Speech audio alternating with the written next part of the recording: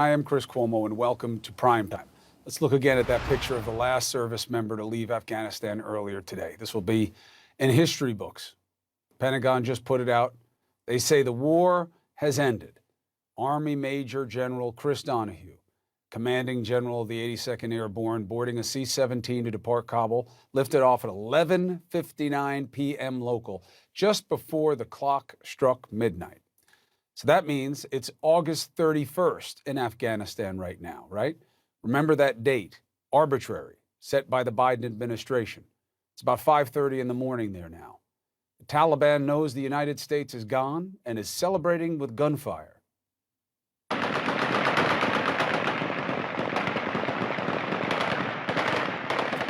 Now, the government can tell us that the war has ended, and they can put out the picture of the last soldier, they say. But we all know it isn't over, okay? Two reasons. Now, what we do know that is true is that America has lost the last clear chance to cut a different deal or to maintain a force in Afghanistan until everyone is out, or to reclaim the Bagram Air Base, to secure exits, and to keep an eye on one of the most, if not the most, fertile terror spots in the world. So you can say this has ended, but it's certainly not over. Two reasons. First, the immediate. As many as 200 Americans are still there. And look, I have never trusted the numbers, not because I'm cynical, I'm just being skeptical from a practical perspective. I don't know how they know how many people there are on the ground, and they have said themselves, even at the White House level, that they can't be sure. So they say 200, 100, 200. Americans are still on the ground who wanted to get out and couldn't. An unknown number of families who believed America when they were told that they would be saved if they worked with U.S. troops are also still there. The concept of no man left behind is centuries old, and it is a concrete commitment that inspires loyalty. Do we still believe in that commitment? The president and his Secretary of State say yes. They point to an unprecedented evacuation that freed over 120,000. And that was something. And it was something impressive. We've never done anything like it before. Yet why did it have to happen? That's something that must be in the analysis as well. And on top of what the president says, the Secretary of State says, those who were left behind will still get out even without U.S. troops being there, even with them being in the grip of one of the most barbaric groups in the world. Here's the Secretary of State. If an American in Afghanistan tells us that they want to stay for now, and then in a week or a month or a year, they reach out and say, I've changed my mind, we will help them leave. We've worked intensely to evacuate and relocate Afghans who worked alongside us and are at particular risk of reprisal. We've gotten many out, but many are still there. We will keep working to help them. Our commitment to them has no deadline. We will hold the Taliban to its pledge to let people freely depart Afghanistan. The Taliban is committed to let anyone with proper documents leave the country in a safe and orderly manner. You know, you learn in this business that things have to be repeated. Can't just say things once. So, for the record, Biden didn't get us into this situation.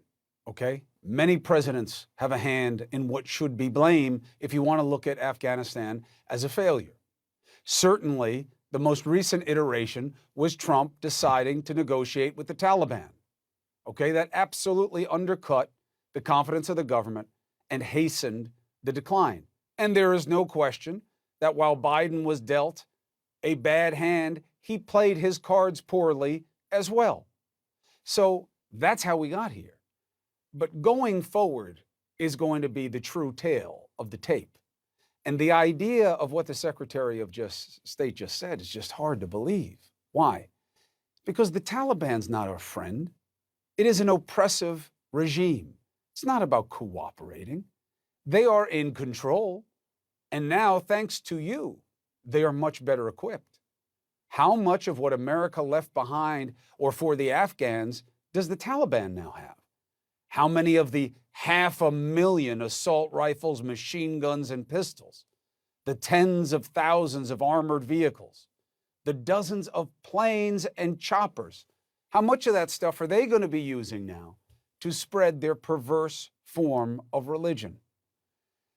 Here's them. Look at them, checking out a hangar at the airport after we left, and the choppers left behind.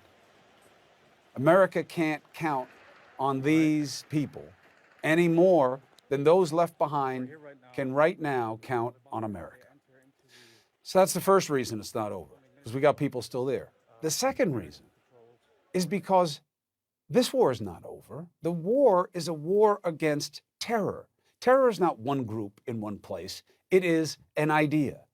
And terrorism exists, and Afghanistan will likely be a breeding ground once again. So how safe will we be at home now that the war is over? Does anyone think about why we haven't had another 9/11 in 20 years? Do you really believe that being on the ground in Afghanistan wasn't part of why we didn't have another 9/11? The White House said today, we're not going to allow terrorists to grow and prosper in Afghanistan. Easy to say, but how? How if you're not there? Targeted airstrikes, we just saw it. Went after that guy from ISIS-K.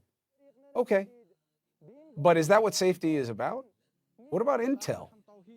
With no boots on the ground and the rise of ISIS-K and who knows what else and who else, how will America know what she needs to know? Listen to what a senior ISIS-K commander told CNN a little over 2 weeks ago, just days before Kabul fell.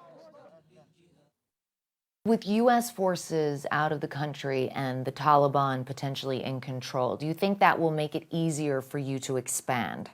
Yes, this exists in our plan. Instead of currently operating, we have turned to recruiting only, to utilize the opportunity and to do our recruitment. But when the foreigners and people of the world leave Afghanistan, we can restart our operations. Think the next time you see that cat, he'll be in shadow? Remember, that group attacked last week and killed 13 American heroes.